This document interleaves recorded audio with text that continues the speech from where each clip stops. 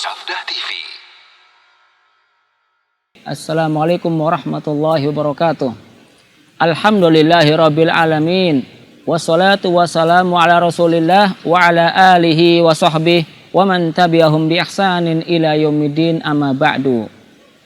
Di dalam sebuah hadis yang diriwayatkan oleh Imam At-Tirmidzi di dalam kitab sunannya dari Abu Dar Jundab bin Junadah radhiyallahu anhu, dan juga dari Abu Abdurrahman Mu'ad bin Jabal radhiyallahu anhu, bahwasanya Rasulullah sallallahu alaihi wasallam pernah bersabda, ittaqillaha haitsu ma kunta wa atbi'is sayyi'atal hasanata tamhuha wa khaliqin nasa bi khuluqin hasan.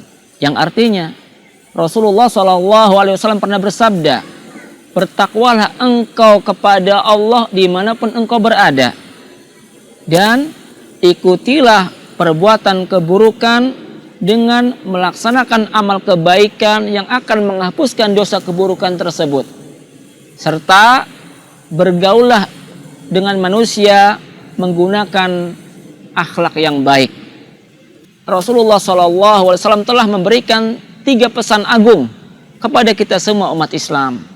Yang pertama, beliau mengatakan, ittaqillaha haitsu ma kunta. Bertakwalah engkau kepada Allah dimanapun engkau berada, baik dalam keadaan di hadapan orang banyak atau ketika kita sendirian, dalam keadaan kita senang maupun sedih, lapang maupun sempit, dalam keadaan sehat maupun sakit, kaya ataupun miskin. Hendaknya kita bertakwa kepada Allah. Takwa artinya adalah kita taat kepada Allah dengan melaksanakan perintah-perintahnya dan menjauhi larang-larangannya berdasarkan petunjuk Allah yang ada dalam Al-Quran dan di dalam hadis-hadis Nabi SAW yang sahih. Inilah hakikat takwa kepada Allah.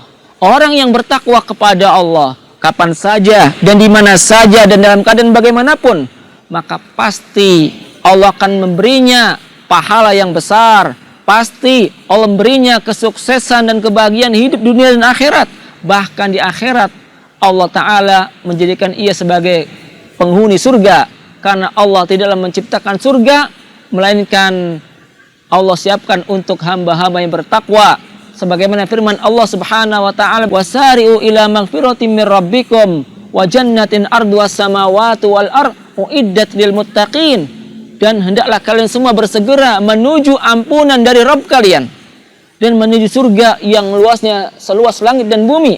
Surga tersebut telah Allah siapkan untuk orang-orang yang bertakwa. Wasiat Nabi yang kedua yang disampaikan kepada kita semua umat Islam, yaitu wa atbi'is sayyi'atal hasanata tamhuha. Ikutilah perbuatan buruk dengan mengerjakan amal baik yang akan menghapuskan dosa keburukan tersebut. Wasiat yang kedua ini menunjukkan tentang wajibnya kita bersegera untuk melakukan taubat kepada Allah setelah kita terjatuh dalam perbuatan dosa dan maksiat kepada Allah. Karena taubat nasuha, taubat kepada Allah akan melebur segala dosa sebanyak apapun dan sebesar apapun. Allah Ta'ala berfirman dalam Al-Quran, ya ayyuhalladzina amanu tubu ilallahi taubatan nasuha asa rabbukum an yukaffiru ankum sayyiatikum wa yudkhilakum jannat. Hei orang-orang yang beriman, bertobatlah kalian semua kepada Allah dengan taubat nasuha, taubat yang tulus, taubat yang jujur, taubat yang total. Mudah-mudahan dengan taubat nasuha tersebut Allah menghapuskan kesalahan-kesalahan kalian dan memasukkan kalian ke dalam surga-surga.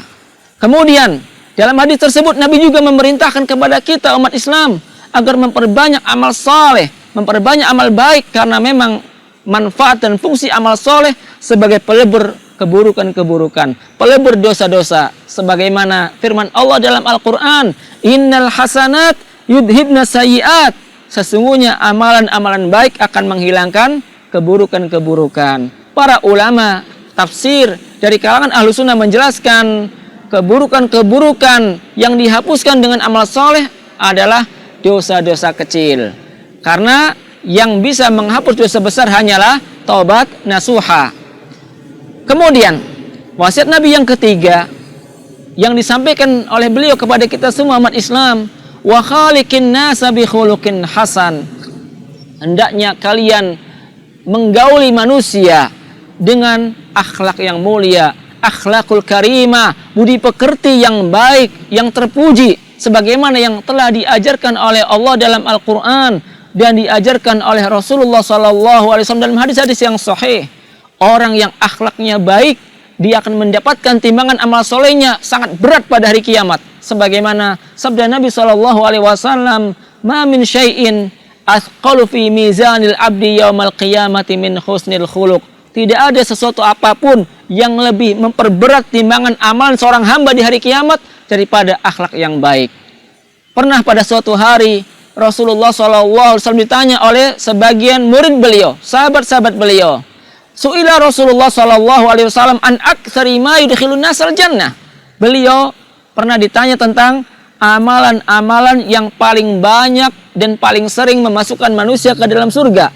Maka Nabi menjawab, qal taqwallah wa husnul khuluq. Amalan yang paling banyak dan sering memasukkan manusia ke dalam surga adalah bertakwa kepada Allah dan berakhlak yang mulia. Oleh karenanya, akhlakul karimah merupakan perkara yang sangat penting dalam dinul Islam. Seorang muslim, apalagi seorang talibul ilmi, apalagi seorang dai yang mengajak manusia kepada agama Allah, wajib menghiasi dirinya dengan akhlakul karimah. Karena orang yang akhlaknya baik, dia akan dicintai oleh Allah, dicintai oleh para malaikat, dicintai oleh hamba-hamba Allah yang saleh yang ada di muka bumi. Orang yang akhlaknya baik, dia akan mendapatkan martabat dan derajat yang sama dengan orang-orang yang rajin puasa dan rajin tahajud di malam hari. Nabi bersabda dalam hadis, "Innal mu'mina la yudriku bi husni khuluqihi darajatas sha'imil qa'im." Sesungguhnya seorang yang beriman akan bisa mendapatkan derajat yang tinggi sama dengan orang yang rajin puasa dan rajin tahajud atau qiyamul lail disebabkan akhlaknya yang mulia. Barakallahu li wa lakum wa nafa'ani wa iyyakum bima fi minal ayati wal hikmah. Wa sallallahu wasallam ala nabiyyina Muhammad wa akhiru da'wana anil hamdulillahi rabbil alamin.